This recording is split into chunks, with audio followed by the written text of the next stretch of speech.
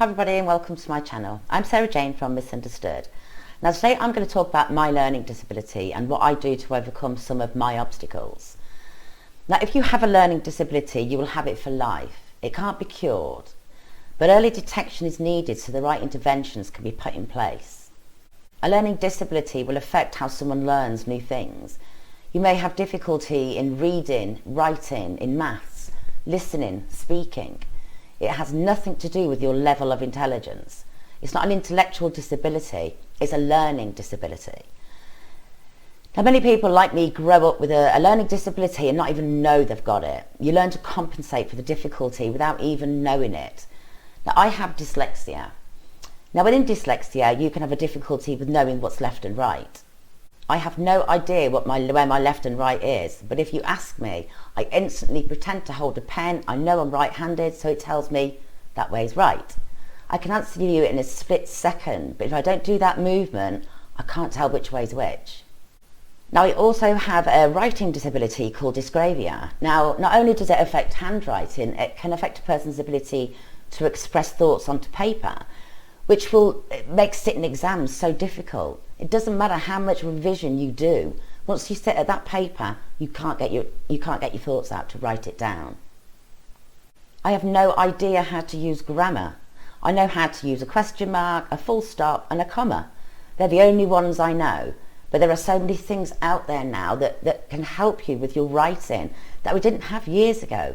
We have things like Grammarly that tells you where and what you should use. Now I also have difficulty understanding the meaning of words. When I read words together in a sentence, the sentence means nothing. I find it hard to find words to express myself. I generally have a one-word answer to questions.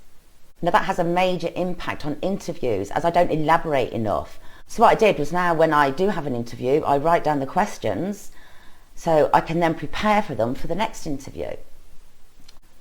I also have difficulty in remembering the spellings of the words that sound the same and which one to use, but again we have spell check, so I don't stress about it. I don't lose marks on my essays anymore because Grammarly fixes it for you. I'm always going to have a learning disability. Now before I was diagnosed with a specific learning difficulty, I just believed that I wasn't intelligent enough to be academic. I couldn't write an essay, I couldn't find the words to use, I couldn't use grammar, I couldn't remember what I'd read. And then I got my assessment report and I noticed my intelligence level was above average and my performance level was very low. Now to be diagnosed with a learning disability you have to have an IQ of over 85. People assume a learning disability is an intellectual disability and it's not. Getting a diagnosis early enough is paramount to the child living a successful life. A learning disability just puts barriers in the way of learning. With the right help and support, these barriers can be lifted. Well, thank you for listening and I hope you've understood what I've said. You can contact me through my website or on Facebook, and please subscribe to my channel and click the bell to be notified of any new videos. Thank you. Bye.